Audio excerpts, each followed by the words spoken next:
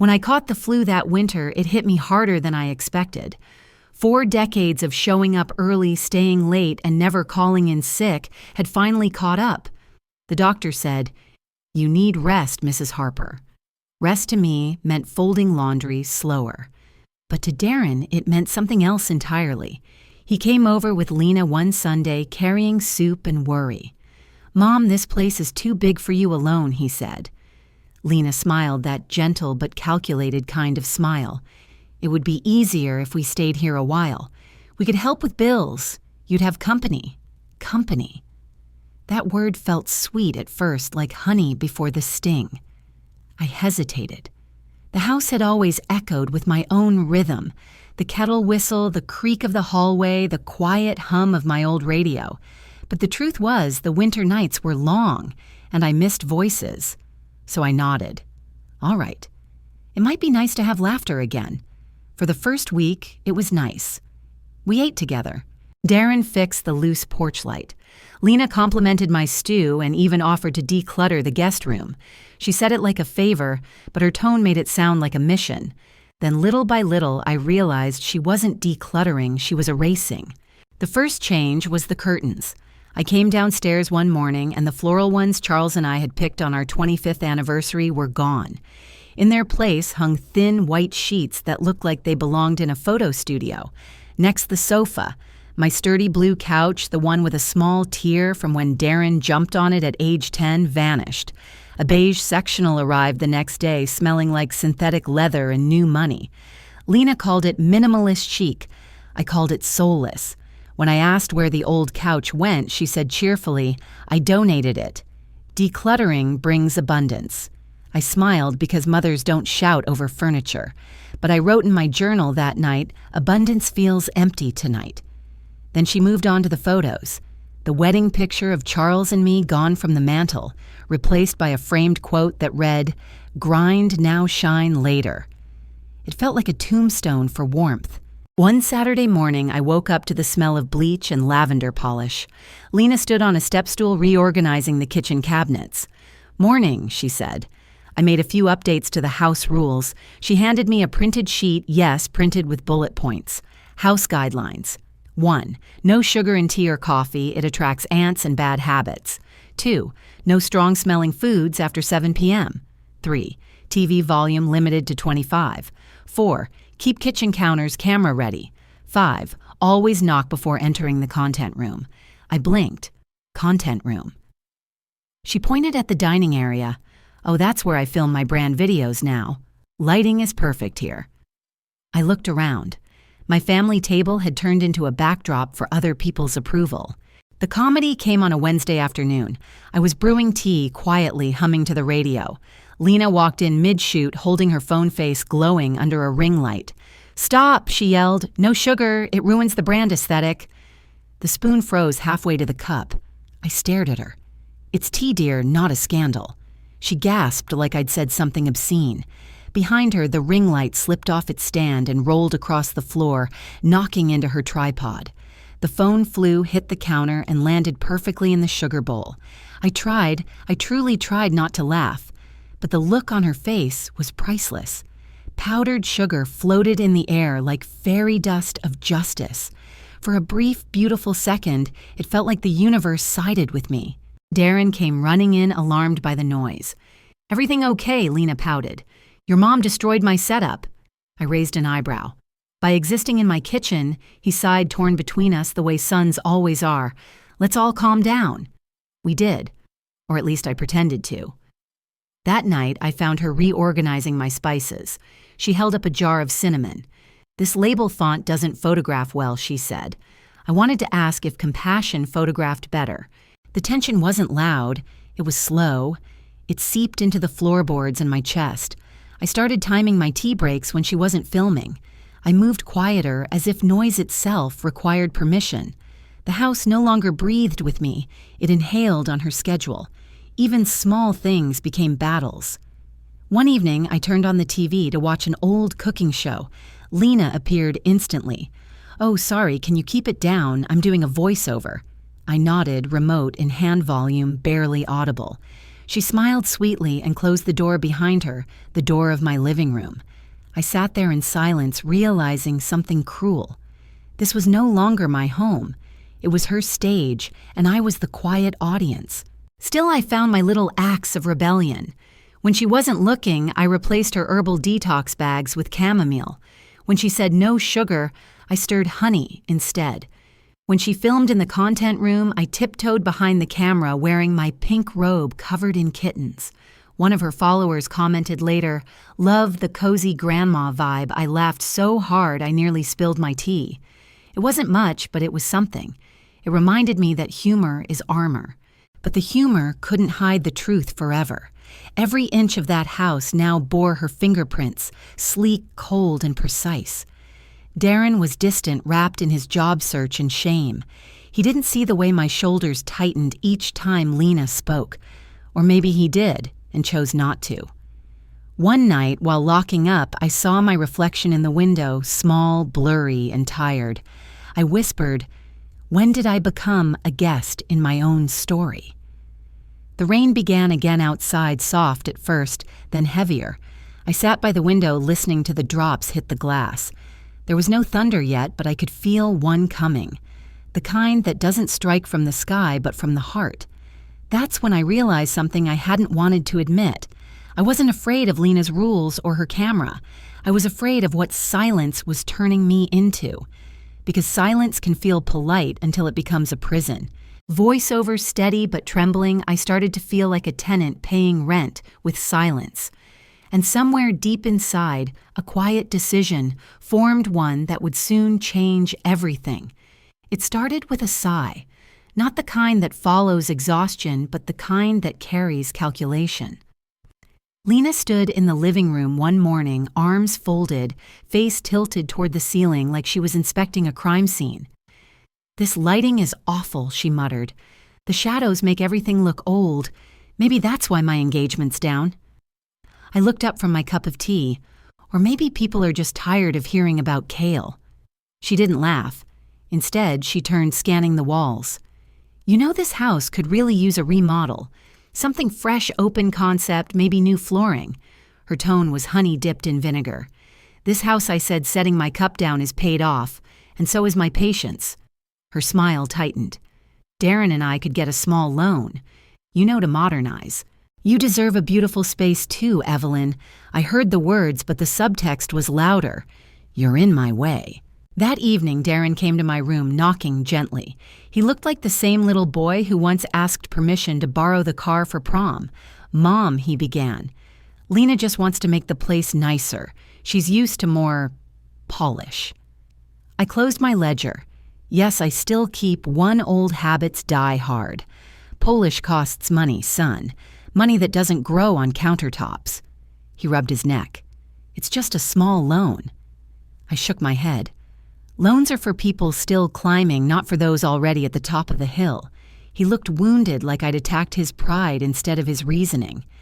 "Mi konchi muon gyup thoi," he said softly.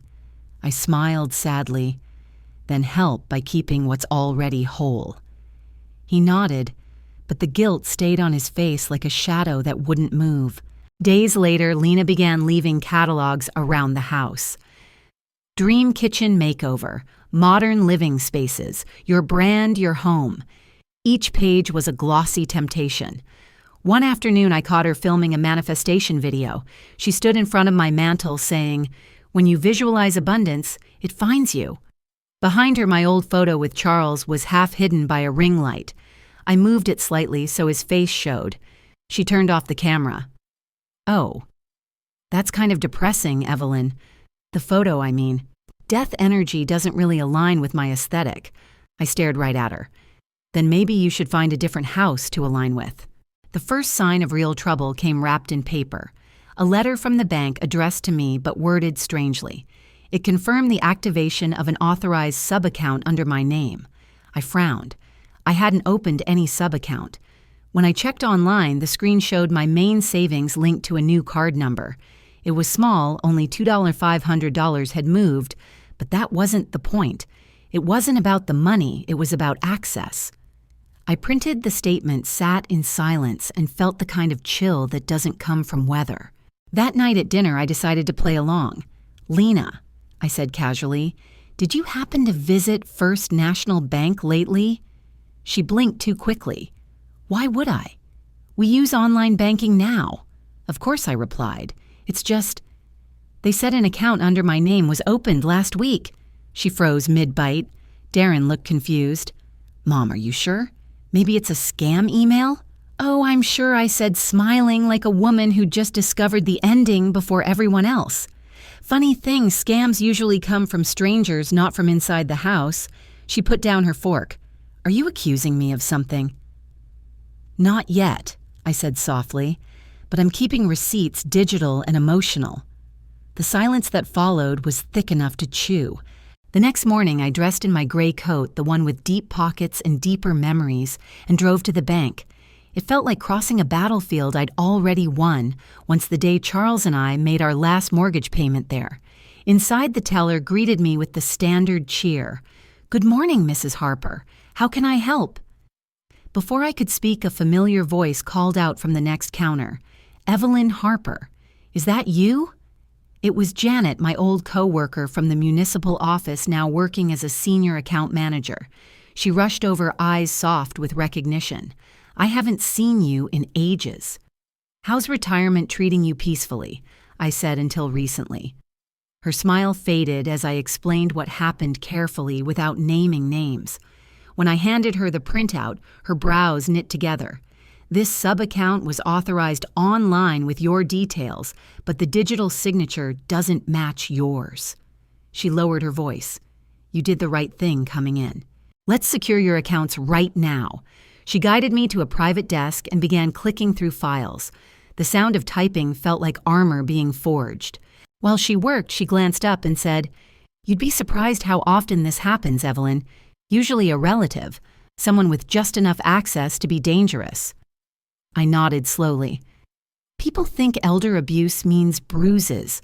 Sometimes it just means passwords." Janet's expression softened. "Would you like to flag the account for legal review?" "Not yet," I said. "Let's just freeze access first." She printed new documents, handed me a pen, and whispered, "You're smarter than they think." When I signed the papers, it felt like reclaiming more than money. It felt like reclaiming air.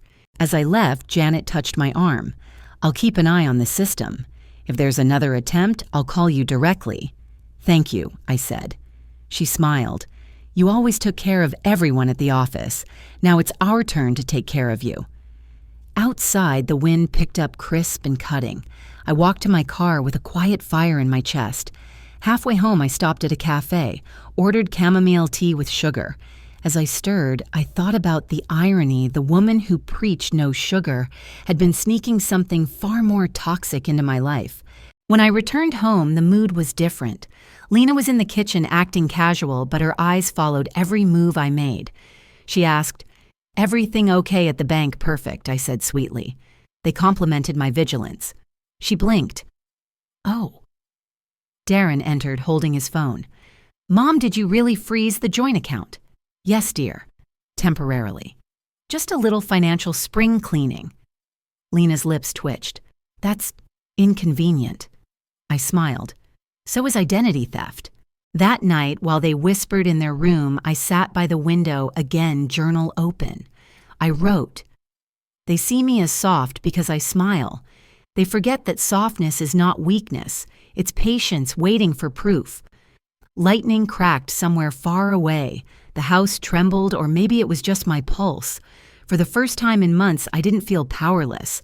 I had Janet's card in my pocket, a trail of documents in my drawer, and a plan beginning to take shape. The storm had started, yes, but this time I wasn't just weathering it. I was learning how to steer it. Voice over calm, yet charged. I thought the worst storms came from the sky. But the cruelest ones begin in your own home and end when you decide to stand.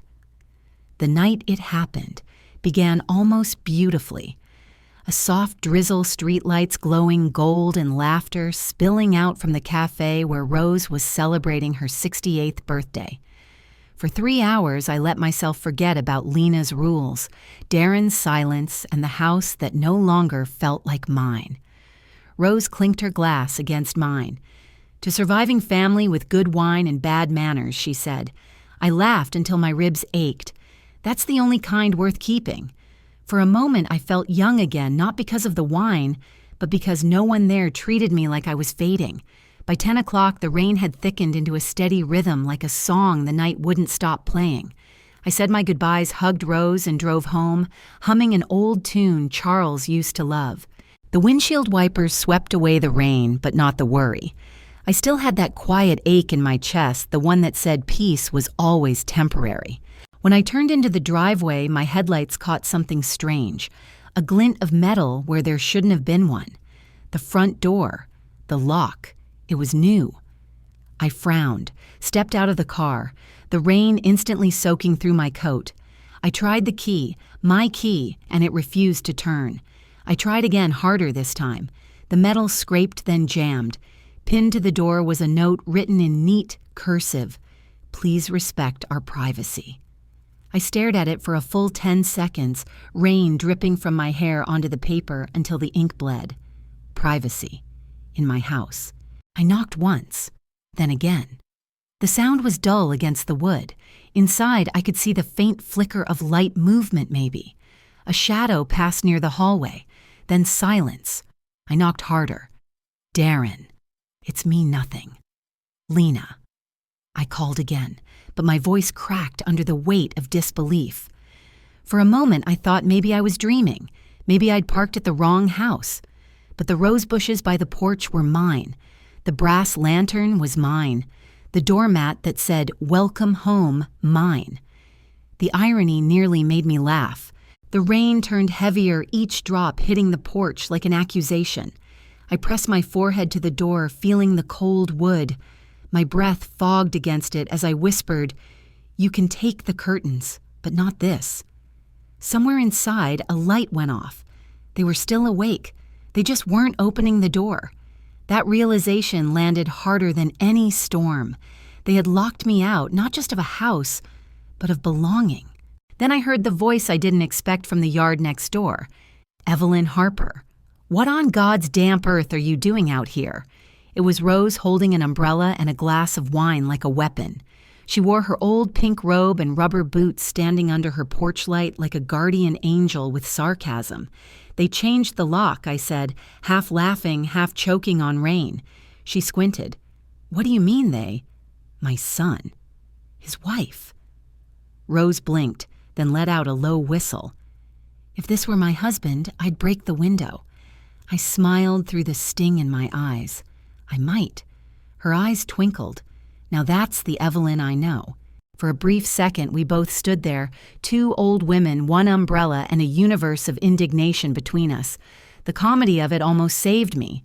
Almost. She offered, "You can stay with me tonight." I shook my head. "No, thank you. I'll be fine." "Fine," she scoffed. "You're standing in a storm, Evelyn." I smiled faintly. "Then at least the weather matches my mood." Rose sighed, looked like she wanted to argue, but instead pressed her umbrella into my hands. "Take it," she said. "If you decide to throw it through the window, I won't testify against you." We laughed, but under that laughter was a shared truth, the kind of pain only women who've been dismissed one too many times can understand. When she finally went inside, I walked to my car. The rain drummed louder now, a chorus of pity and defiance. I sat behind the wheel, the cold leather biting through my coat. From there, I could see the house through the windshield, warm lights glowing behind the new curtains, the ones Lena had chosen. Inside, silhouettes moved. A woman's arm, hers, lifting a wine glass. Darren pacing with his phone. Laughter, faint but unmistakable, floated through the glass. I turned the key in the ignition just enough to start the heater. Then I leaned back, arms crossed, and let the hum of the engine fill the silence that used to belong to my family. At some point, I must have dozed off. I woke to the sound of thunder, the kind that shakes windows and memories. Water streaked down the windshield, distorting the golden light spilling from my own living room. It looked almost holy, like a shrine to betrayal. Every reflection on that glass was a ghost me Charles the boy Darren used to be. I whispered, "You can't evict blood, not really." But the echo in the car said otherwise. I reached into my purse, took out my old house key, and stared at it under the dim dashboard light. Funny thing about keys, they're small, but they carry the weight of ownership, of trust. This one, now useless, suddenly felt like the heaviest thing in the world. The rain softened near dawn. I sat there watching the sky lighten from black to gray. Every drop that slid down the windshield felt like time washing something off me, disappointment, fear, maybe even the illusion that love and gratitude always coexist. I wasn't angry anymore, not in that fiery, shouting way. No, this was colder, calmer, sharper. A kind of quiet rage that plans instead of reacts. Before starting the engine, I looked at the note still taped to the door. The paper had wilted from the rain curling at the corners. "Please respect our privacy." I smiled, slow, deliberate, dangerous. "Don't worry," I whispered. "I will. In fact, I'll give you more privacy than you can handle." Then I turned on the headlights. For a second, they illuminated the house. Perfect, serene, falsely peaceful. And for the first time in months, I didn't feel like the outsider. I felt like the storm. Voiceover, slow grounded with quiet fire. That night, I realized humiliation can be a strange kind of freedom. Because once they shut you out, you stop knocking. And when you stop knocking, that's when you start building your own door. By sunrise, the rain had stopped. The street glistened under the pale light, and my breath fogged in the cold morning air as I sat in the car watching my own home like an intruder. Somewhere behind those walls, they were still sleeping, soundly unaware that something inside me had shifted forever. I turned the ignition. It was time to do what polite women rarely do. At exactly 8:45 a.m., I walked into Collins and Tate Law Office, a small brick building that smelled like coffee and fresh ink. The receptionist, a young man who probably thought 66 was ancient, asked if I had an appointment. "I don't," I said, "but tell Mr. Collins that Evelyn Harper is here. He'll want to see me." He looked doubtful until a deep voice boomed from behind the frosted glass door, "Evelyn Harper." The only woman who used to proofread my contracts better than I did. Send her in, Mr. Collins. My late husband's old attorney had aged like a fine book, worn reliable and full of knowledge. He gestured for me to sit. "What brings you in, Evelyn?" I took a slow breath. "My daughter-in-law changed the locks on my house." He blinked. She said something about privacy," I replied dryly. I respected it from my car. His jaw tightened. "Unbelievable. Let's get something straight. The deed is still in your name, correct?" I handed him the original folder, the one Charles and I had kept safe for decades. He scanned it quickly, nodding. "Mrs. Harper, this house is yours. No one can evict you from your own property, not without your consent or a court order." A small smile formed at the corner of my lips. That's what I needed to hear. "Do you want me to send a formal notice?" he asked. "Not yet," I said. "I'm not ready to make it loud. I'd rather make it permanent." He chuckled softly. "You always did prefer quiet solutions with maximum impact." "Old habits," I said. "Now tell me, do you still have the number of Henry Lawson?" He grinned. "Charles's locksmith friend. Still runs his shop downtown." "Why?" "Because I said standing up, it's time I got my house back one lock at a time." By 10:30, I was parked 2 blocks from home, sipping hot coffee in Rose's driveway. She opened her front door before I could knock, holding her phone like a reporter ready for breaking news.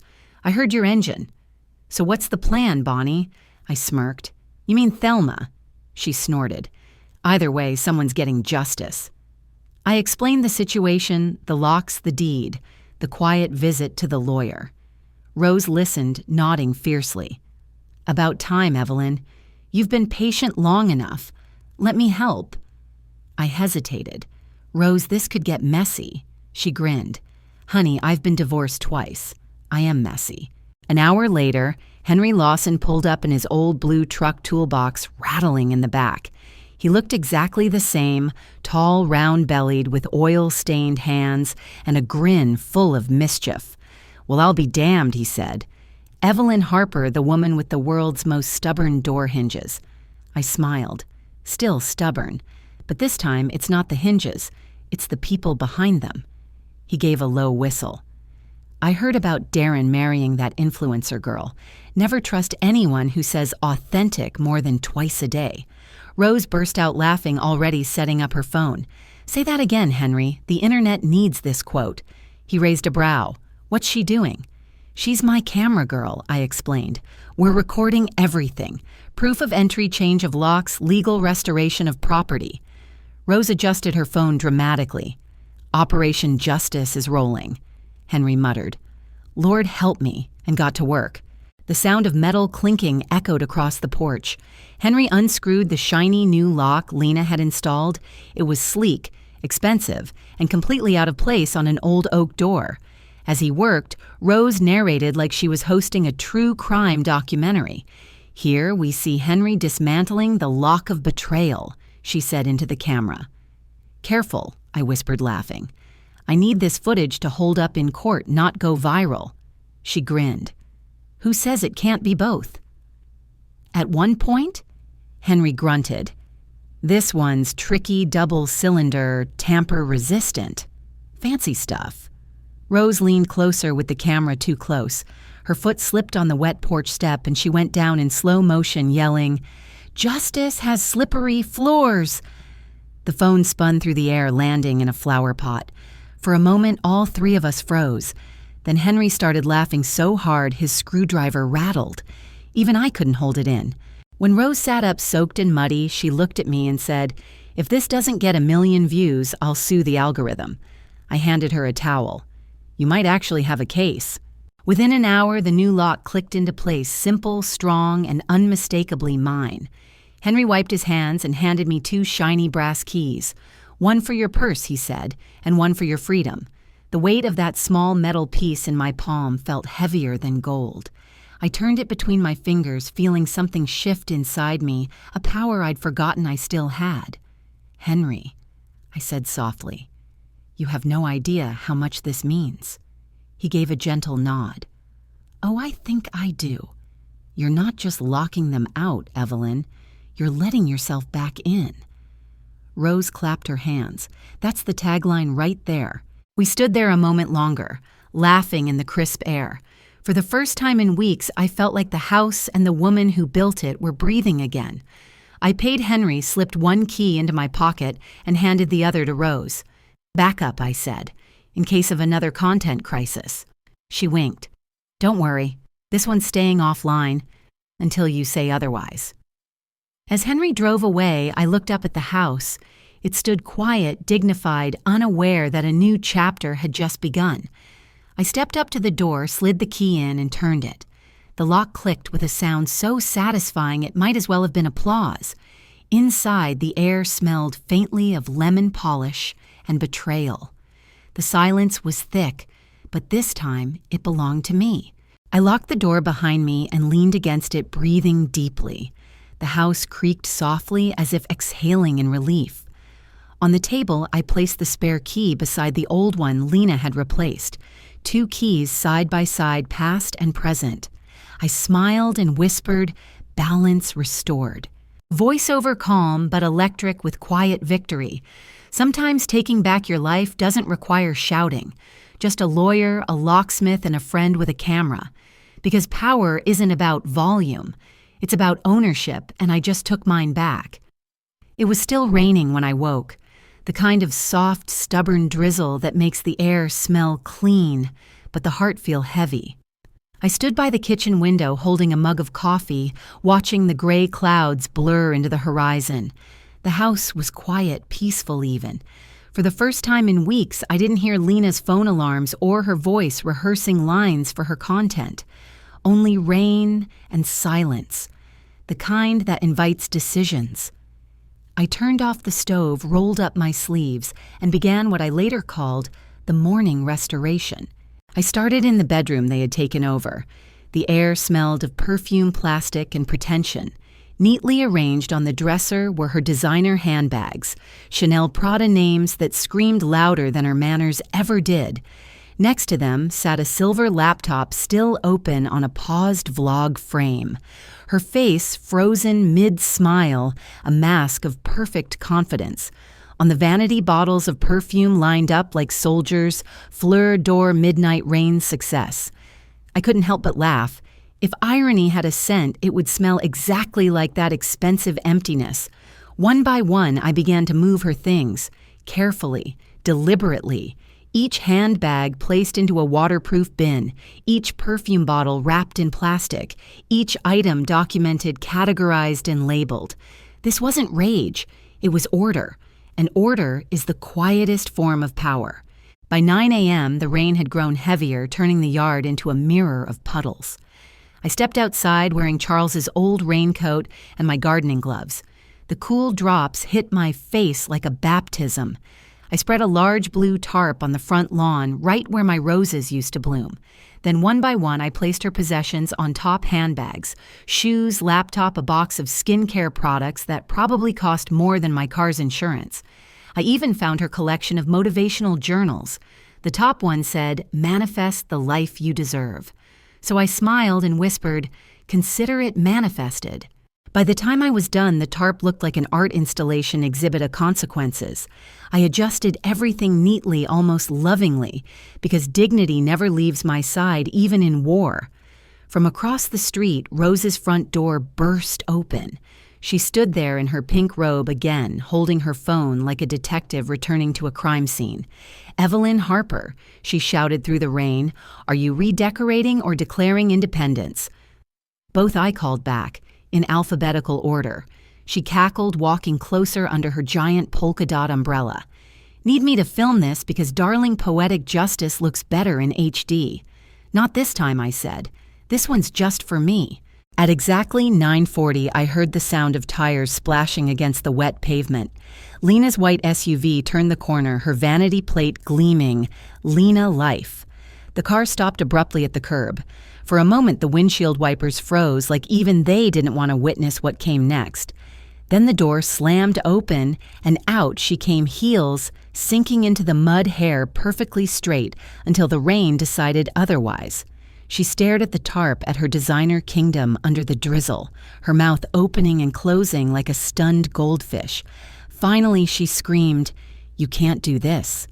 I stood still, umbrella in one hand, calm as Sunday morning. "I already did," I said. Her eyes went wide. "This is illegal. These are my things." "Correction," I replied. "These were in my house, and my lawyer says that means they're on borrowed time." She stomped forward, nearly slipping in the mud. The image was cinematic. The high heels, the drenched curls, the fury of someone who had never been told no. Behind me, Rose called out, "Careful, dear Justice has slippery floors." Even I couldn't help laughing. Lena turned, glaring at Rose like she'd personally summoned the rain. "Oh, I wouldn't do that if I were you," Rose said sweetly. "Bad karma multiplies when it's wet." Lena spun back toward me. "Darren will hear about this." I smiled. "Good. Then maybe he'll finally listen to something worth hearing." The thunder rolled overhead like applause. I turned toward the porch, closing my umbrella and hanging it neatly by the door. Behind me, Lena still stood there, yelling, waving her arms, trying to hold on to the last bit of control. Her shouts blurred with the sound of rain until they became nothing but background noise.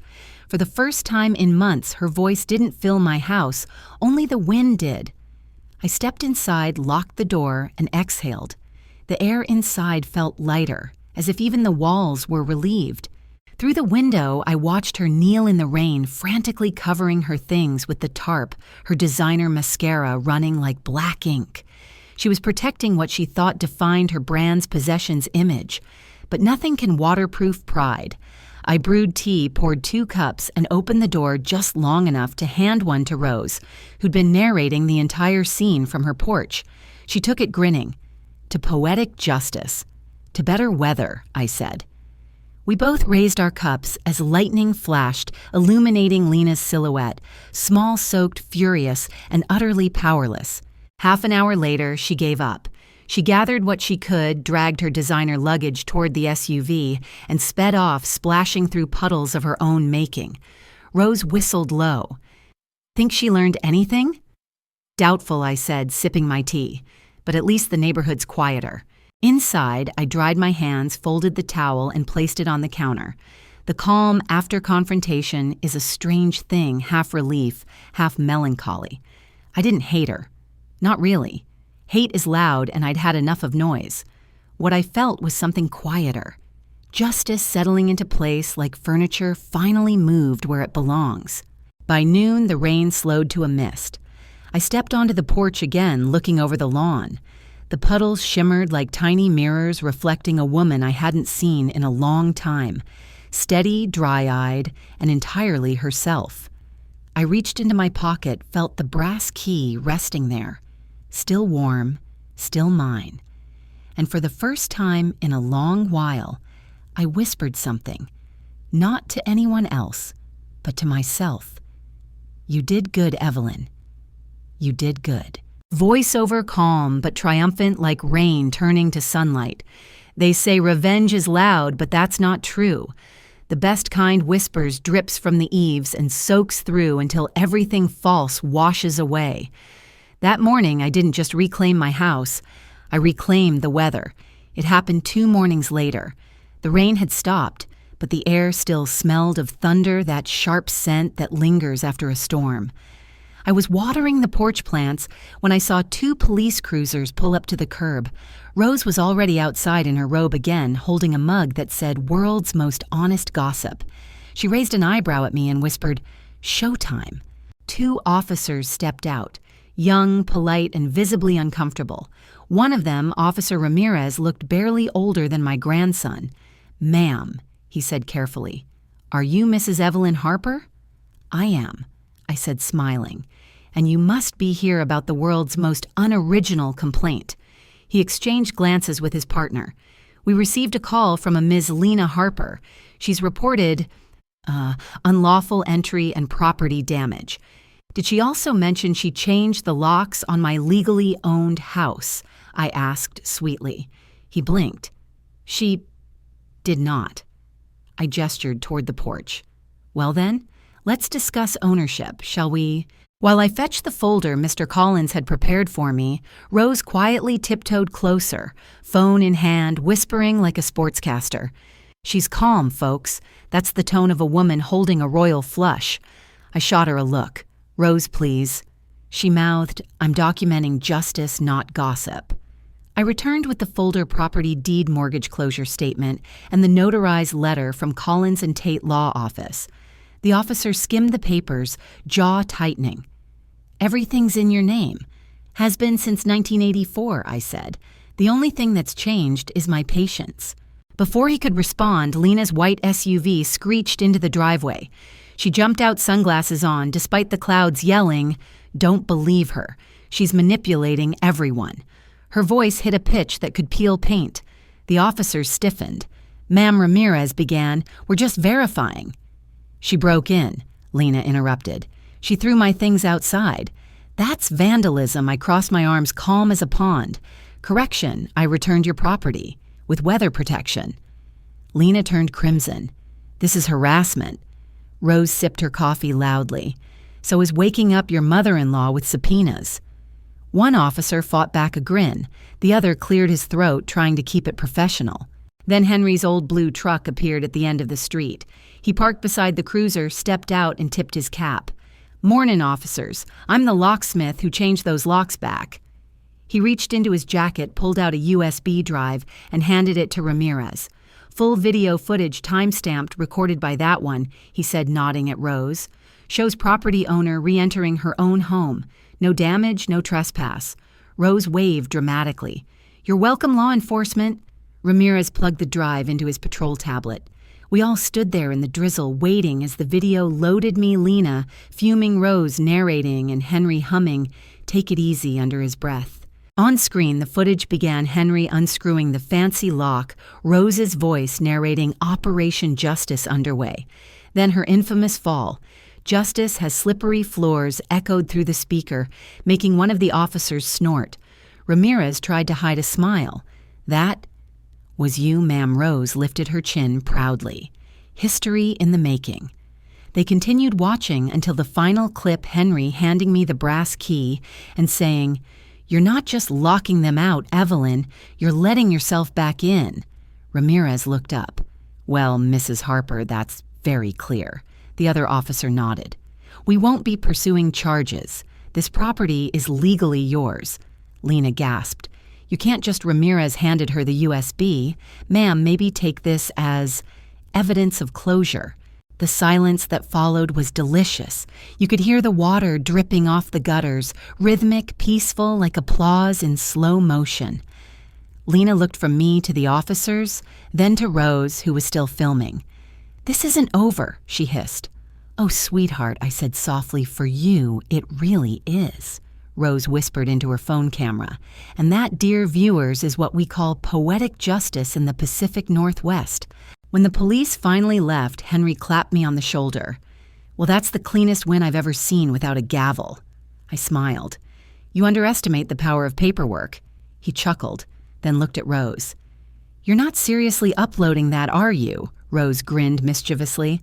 "Oh, absolutely not. I'm publishing it. Title's already written, The Granny Who Outlocked Her Daughter-in-Law." Henry groaned. "Lord have mercy on the comment section." Rose winked. "Views bring awareness, Henry, and awareness brings funding for more coffee." That night, the video went live, not officially, of course. Rose accidentally posted it on her garden club's Facebook page. Within an hour, it had 2,000 shares. By midnight, someone had uploaded it to TikTok with the caption, "Don't mess with grandma property law." I woke up the next morning to a text from Rose trending number 4 in Portland. "You're a legend." I laughed so hard I nearly spilled my tea. Somehow, justice had gone viral. When Darren finally called, his voice was smaller than I remembered. "Mom." "What happened?" I took back what was mine. I said evenly. Lena says a lot." I interrupted, "but the law says something else." He was silent for a while. Then softly, "I'm sorry." It wasn't much, but it was enough for now. By noon, Rose was knocking on my door again, phone in hand, excitement all over her face. "Evelyn, look at this. They made memes of you holding the key like Excalibur." I nearly choked on laughter. "Please tell me they spelled my name right." She zoomed in on the screen. "Queen Evelyn, Keeper of Deeds." We laughed until tears streamed down our faces. Then between giggles, she said, "You know there's a lesson here. Oh, never underestimate an old woman with documentation." That evening, I called Mr. Collins just to update him. He chuckled through the phone. "Evelyn, you've just become the most famous homeowner in Oregon." "Not the fame I asked for," I said, "but I'll take the justice." He replied, "Justice often arrives wearing the wrong shoes, but at the right time." Later, as the sun set, I sat on the porch with Rose. The air was cool, the rain finally gone. Across the street, kids were laughing, playing in the puddles. Rose scrolled through her phone, shaking her head. "Look at you trending worldwide." I smiled. "Maybe I'll start my own channel, Evelyn's Guide to Boundaries." She snorted. "Step 1, own the house. Step 2, own the moment." I looked at the brass key glinting under the evening light and said, "Step 3, own yourself." Voiceover serene but strong. They tried to fight me with noise, and I answered with proof. They used drama. I used documentation.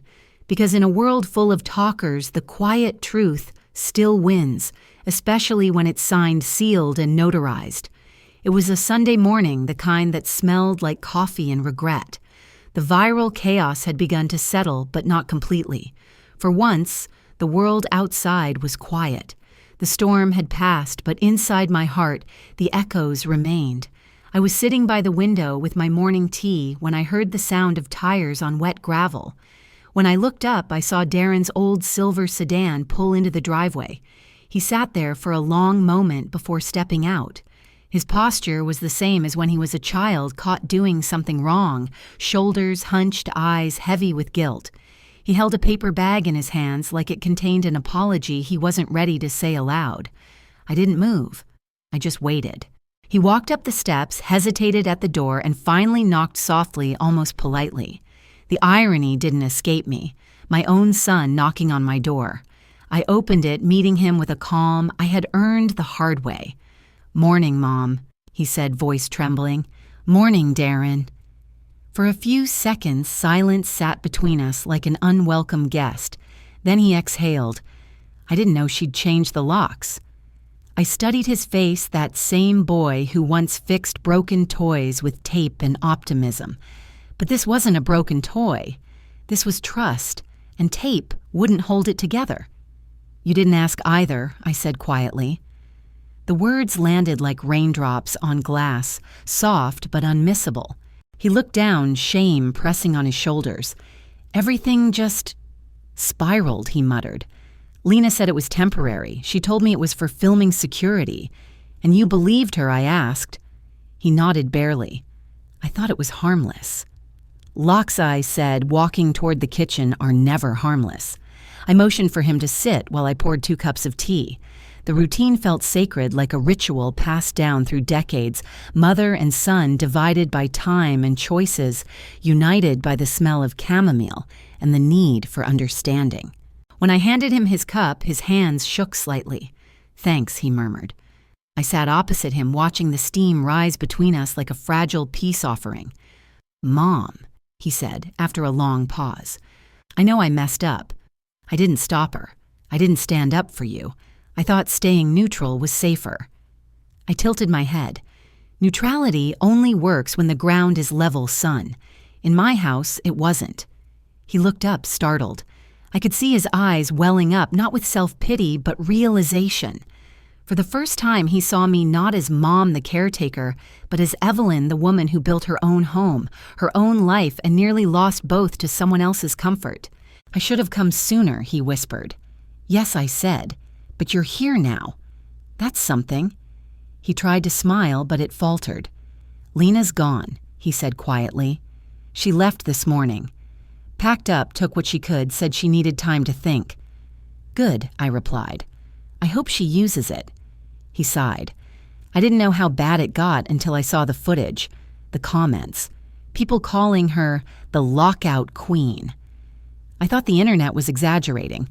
Sometimes I said, sipping my tea, the internet just records what people ignore in real life. He looked at me, eyes searching. "Do you hate her?" I thought about that for a moment. Then I shook my head. "No, hate is too heavy to carry. She'll carry her own weight soon enough." He nodded, silent again. After a while, I stood up, opened a drawer, and took out 2 keys, the old one and the new one. I placed them both on the table between us. He frowned. "What are these lessons?" I said. "Locks are just metal. But trust once changed never fits again." He stared at them, realization dawning like dawn through fog. "I want to make it fit again," he said softly. "Then don't force it," I replied. "Build new trust instead." For a long moment, neither of us spoke. Outside, the rain started again, gentle this time, like forgiveness. Darren's eyes glistened as he looked around the house. "Everything's so quiet," he said. "It used to be louder," I replied, "but peace doesn't make noise." He gave a faint laugh, half amusement, half ache. "You always turn life into poetry. And you," I said, smiling faintly, "turned into your father when you worry." That made him laugh through his tears. "Dad would have loved this," he said. "No," I corrected. "He would have built a new door." Then came the part I didn't expect. He reached across the table and held my hand. "Mom," he said, voice low. "I'm sorry for forgetting who taught me what home means." I squeezed his hand gently. Apology accepted. "But forgiveness, that takes consistency. I'll earn it," he promised. "Good," I said. "Start with dinner. Bring something edible this time." He laughed through his tears, wiping his face. "Deal." Before he left, he paused at the door, looking back. "Mom, what are you going to do next?" I smiled. "Probably mop the kitchen. Justice leaves footprints." He chuckled, shaking his head. "You should write a book," maybe I said. "Title it, How to Reclaim Your House Without Raising Your Voice." He grinned, stepped outside, and pulled his hood up. As he walked toward his car, the rain caught him full on, soaking him, humbling him. He didn't run. He just kept walking. I stood at the window watching until his car disappeared down the road. Inside the house was quiet again, but different, not empty-heeled. I gathered the cups, rinsed them, and placed them neatly on the rack. On the table, the 2 keys still lay side by side. I picked up the new one and held it close for a moment. It wasn't just a key anymore. It was a reminder of boundaries, of resilience, of the quiet kind of love that doesn't need noise to be real. Voice-over tender and reflective children grow up believing their parents' doors will always open. But sometimes the lock has to change, not out of anger, but self-respect. Because forgiveness isn't letting them in again, it's teaching them how to knock. A week later, the world had moved on, or at least pretended to.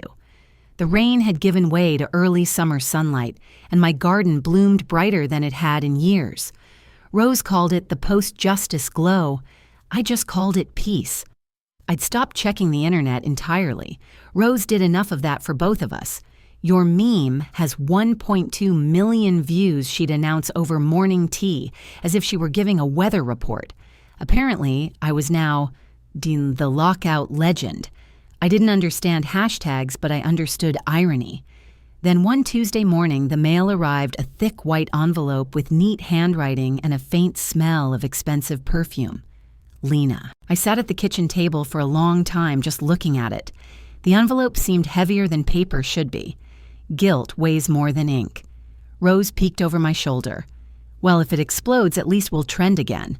I gave her a look. Not helping. She grinned. Fine. I'll go get popcorn. I broke the seal. Inside was a folded letter on embossed stationery, her initials at the top, because of course there were initials. It began politely enough. Dear Evelyn, I've had some time to think. I realize my behavior was hurtful. I was overwhelmed, insecure, and I took it out on you. I know what I did was wrong, and I'm sorry. Truly. I read in silence, absorbing each word with the same skepticism I reserve for sales pitches and apology cakes. Then came the final line, the one that pulled the entire thing off the rails. But you embarrassed me online. You could have handled it privately. I stared at that sentence. Then at Rose, who had already leaned in close enough to read it upside down. There was a pause, long, sacred silence before Rose snorted, and then I started laughing. It began small, a chuckle that escaped without permission, then another, until suddenly we were both laughing so hard that tears rolled down our faces. Rose gasped between fits of giggles. You embarrassed her, Evelyn. She changed your locks and kicked you out of your own house. I wiped my eyes. Apparently, public humiliation is a one-way street. She nearly choked on her coffee. This is pure gold. If Karma had a PR manager, this letter would be the press release. We collapsed into laughter again, the kind that heals. Because sometimes comedy doesn't cancel pain, it redeems it. When the laughter finally subsided, I took a deep breath and looked at the letter again. It wasn't anger I felt, not anymore. It was clarity. I folded it neatly, slid it back into the envelope, and reached for my stationery set, the same one I used to write birthday notes to Darren when he was away at college.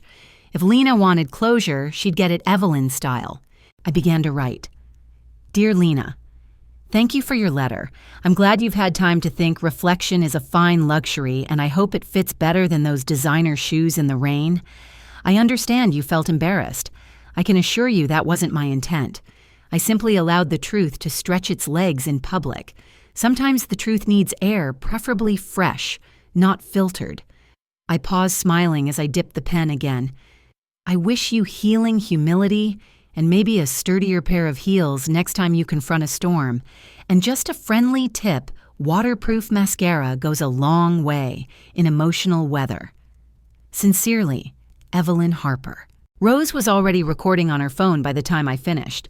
Read it again, she said slower this time. This deserves dramatic lighting.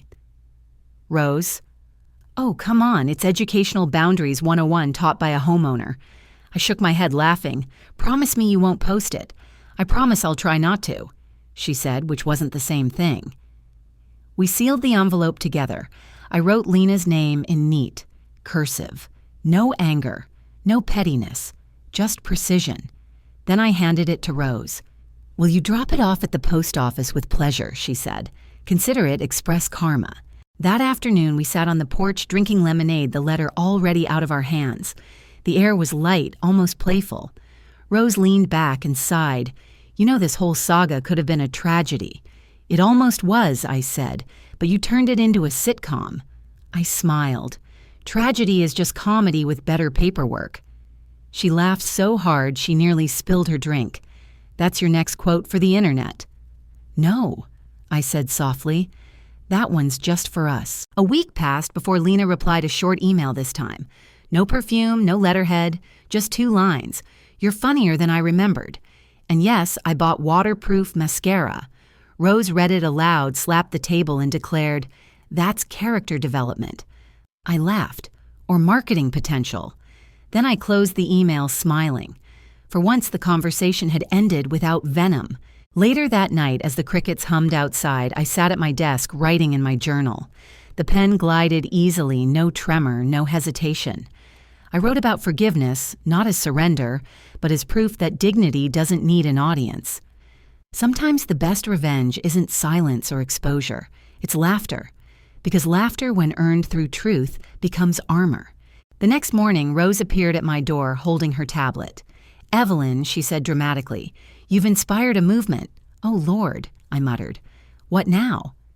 She turned the screen toward me, a Facebook group titled Tea with Evelyn, Boundaries and Biscuits. Hundreds of women had joined, sharing stories about setting limits, reclaiming homes, and learning to say no with grace. "They call you the patron saint of property rights," Rose said. I groaned. "I'm just a woman who changed her locks." "Exactly," she said. "And that's why they love you. We spent that afternoon replying to comments, laughing at memes, and reading stories from women across the country. It felt surreal, healing, wrapped in humor community, born from chaos. At one point, Rose looked at me and said softly, "You know, Evelyn, you didn't just get your house back. You got your voice back." I paused, looking out at the sunlight dancing across the yard. "Yes," I said, smiling, "and it echoes better when you laugh." Voiceover warm and reflective. Forgiveness doesn't mean forgetting. It means remembering without bitterness, laughing without cruelty, and writing back without venom. Because sometimes the final act of justice isn't revenge, it's humor. The kind that heals you first and humbles them later. End of chapter 9:1. 100 words exactly, tone comedic healing realism with emotional depth, blends irony, grace, and quiet empowerment, a bridge from vengeance to wisdom. Chapter 5. The Quiet Plan. Morning came too bright for someone who had slept in a car. My back ached, my mouth was dry, but my thoughts were sharp. The humiliation from the night before had cooled. What remained was a thin, steady line of resolve. I drove past my house without stopping. From the corner, I saw the roof, the glow of the living room, shadows moving behind curtains I had not chosen. I refused to look at the front door. I already knew that lock did not know me anymore. If they had drawn a line, I needed to know exactly where I stood. Not as a mother, not as a guest, as the owner. Feelings would not answer that. Paper would. So I turned toward Maple and 3rd, toward Mr. Collins's office. The same old brick building waited for me. Same tired green awning, same brass handle cool under my hand. The bell above the door gave a thin ring as I stepped inside. The receptionist glanced up. "Good morning. Do you have an appointment?" "Not yet," I said, "but I do have a problem with my own front door." Before she could answer, a familiar voice came from the hallway. "Is that Evelyn Harper?" Mr. Collins appeared. A little grayer, glasses, thicker smile, unchanged. "Well, now," he said, "this must be important. Come on back." His office smelled the same. Paper, dust, weak coffee. Books lined the walls. A clock ticked one beat behind the world. He waited until I sat, then folded his hands and stayed quiet. I told him everything. Darren and Lena moving in. The rules, the bank stunt, the new lock. The note taped over my doorknob while my car sat in the driveway. His jaw tightened, but he let me finish. Then he opened a drawer, pulled out a worn folder labeled with my name, and set it on the desk. "Do you remember when we last updated your documents?" he asked. "After Charles died," I said. He nodded. "You were very clear that day. The house stays in your name. No joint owners. No transfer without your signature." He slid a page toward me.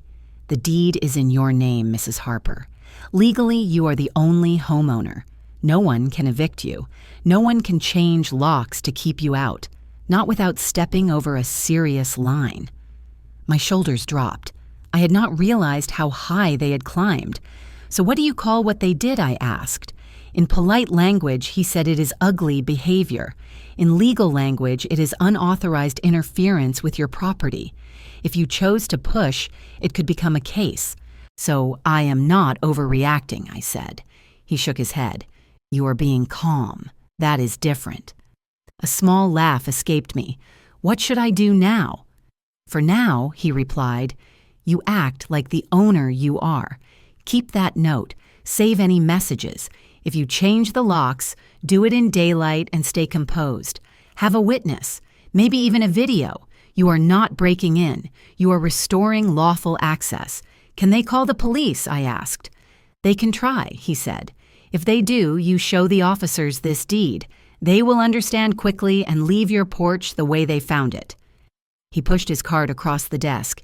"If anything escalates, call me. Until then, remember, the law is under your feet." When I stepped back onto Maple Street, the air felt cleaner. The sky was still gray, but the weight on my shoulders had changed. I was not guessing anymore. I knew where I stood. On the sidewalk, I pulled out my old phone and scrolled through my contacts. My thumb stopped on a name I trusted, Henry Lutz. He had been our locksmith for years. Charles trusted him with every hinge and deadbolt. The line rang twice. "Lutz locksmith," he said. "Henry, it is Evelyn Harper." A pause, then warmth. "Well, I will be." "How is Charles gone 12 years now?" I answered. "But your locks are still working." He went quiet for a respectful beat. "I am sorry, Evelyn." "What do you need?" "I need the locks changed," I said. "Someone put a new one on my front door. I would like my house back." He did not ask for details. "Same address." "Yes, I can be there in 40 minutes. You going to be home? I will be standing out front," I said. After we hung up, I walked next door and knocked. Rose opened with a mug of coffee and sleep still in her eyes. "You look dangerous," she said, in a good way. "Henry is coming to change the locks back," I told her. "My lawyer says I should have a witness, maybe a video." Her eyes lit up. "Justice and recording. Perfect. I will charge my phone." 40 minutes later, Henry's van pulled up in front of my house. I stood on the sidewalk with Rose beside me, her phone ready like a tiny camera crew. Henry climbed out with his toolbox and eyed the lock. "That is not my work," he said. "Looks fancy. Feels weak." "Story of the month," I replied. "Then we fix it," he said. He set his tools on the porch rail and began. Each metal click under his screwdriver sounded to me like a small verdict. Through the curtain, a shadow appeared at the stairs, then moved away. If they wanted to watch, they could. This time, I was not the one outside looking in. Liv from Maple Street Rose whispered to her phone. Evelyn reclaims her house one bolt at a time. Soon the sleek cylinder was out. Henry held it up. "Mostly air," he muttered. "Pretty. Useless." He replaced it with a heavy brass deadbolt, plain and solid. As he tightened the last screw, Rose stepped back, hit wet grass, and fell, phone still raised. "Justice has slippery floors," she shouted. I laughed so hard my ribs hurt. Henry called, "You hurt only my pride," she said. "Keep going." He turned to me and placed 2 keys in my palm. "Homeowner set," he said, "and a spare." The keys felt cool and very real. I closed my fingers around them. For the first time in a long time, I said, I am finally in charge. Rose lifted her phone for one last shot. Any final words? I looked at the door, the new lock, the faint scar where their note had clung. "Yes," I said. "This house remembers who it belongs to." Today I remembered too. In that quiet morning, the balance shifted. I was the one with the keys again. When I closed my hand around those keys, it wasn't just metal I felt. It was history. It was 30 years of love work and patience finally taking shape again. Some storms break walls, others clear the air so you can breathe again. That morning, I didn't shout. I didn't slam the door. I simply turned the lock quietly and took back everything that was already mine. If you've ever been pushed out of a place or a life that once belonged to you, remember, dignity never needs permission to return. Before we continue Evelyn's story, hit subscribe, tap the like button, and tell me where you're watching from in the comments. Because somewhere, someone else is standing in the rain, and your story might be the light that helps them find their way home.